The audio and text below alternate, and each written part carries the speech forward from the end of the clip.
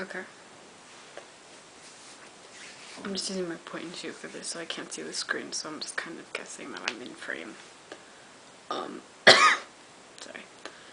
Anyway, my voice, I think personally, sounds really good today. It probably is actually going to sound like I'm crying because I kind of have a sore throat, like how it sounds. So I thought today would be a good day to record like my artist statement or how I'm feeling about this project at this point in time on day, what is it, 69, I think? I don't think it's 70 yet, so 69, ha ha ha. I guess when I started this, really I was just bored and I wasn't making work, and I thought that was bad because if I wasn't making anything, it was like I didn't exist. I mean, I know that nobody really watches these, so I still kind of don't exist, but at least to myself, I feel like I'm less of a nebulous person. But another thing that I'm really interested in is kind of the purpose of video, or I guess the purpose of sort of like homemade video, or video that's not done for, you know, commercial purposes, just sort of for, you know, personal use.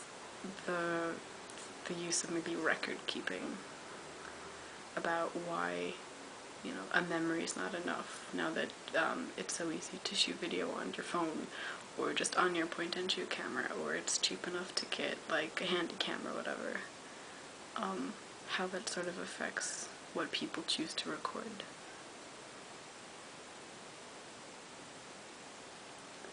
What sort of things interest them? Do they only record things that are personal meaning to them, or do they go out and actually search for things that look maybe beautiful, or is it all just like sort of a personal diary but through this, you know, digital video, because that's, I guess, be easier than writing. We're actually trying to keep a journal.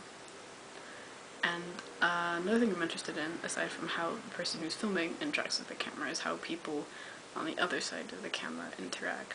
Like, I mean, this doesn't happen all the time, but a lot of, oftentimes, if you have like a large group of people and somebody, you know, pulls out a video camera or just a regular, you know, camera for photographs, people will suddenly change. They'll act differently. Most people, you know, they don't just stay still. They ask, do you want me to pose, or do you want me to try to look natural?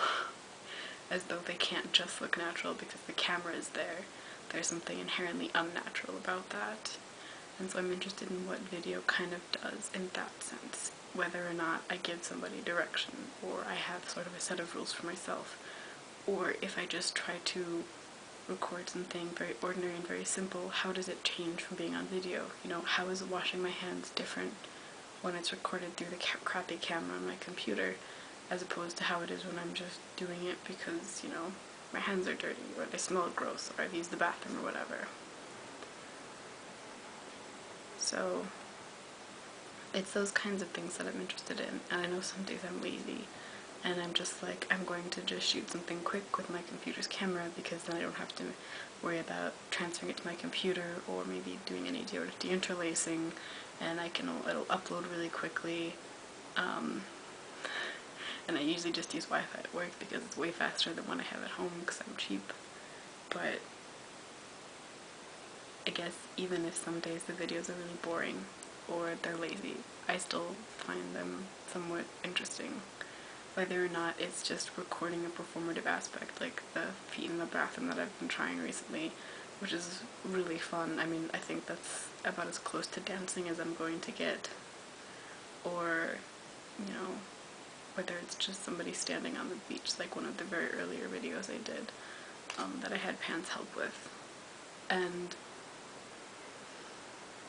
I guess I find them all really interesting, and hopefully maybe someday somebody will come across these and be like, hey, you know, some of these are actually kind of cool. Even if all of them are, you know, very much the same, I don't think there's anything inherently bad about that. I think the constant pressure to create something that's completely new or completely different kind of makes people rush over ideas too fast, and believe it or not, even if you have 5 of the same thing, they're not going to be like, or of the same type of thing, they're not going to be completely the same, and the small differences are what make them each so important. And I really feel that way about recording the same thing or doing it over. I think there's a really good purpose for that, for repetition and for having multiples of the same thing. So I think maybe trying to say that like artists should live a certain type of life or make a certain type of work in order to be accepted as like an artist, specifically someone who's young. The whole idea of youth kind of throws me off because I feel very alienated from my own sort of, it's not mine, but the culture of people that are my age. And I know that there are other people who feel that same way. And so I think that the only thing you really can do is just create what you want to create, whether or not anyone else wants to see it. And I think that makes me feel good about what I'm doing. And it makes me want to get through this project. Even if by the end I have 365 videos and nobody cares about it, I'll have done it. And that will make me very happy. So that's my artist statement as of day 69. We'll see how that changes. Thanks.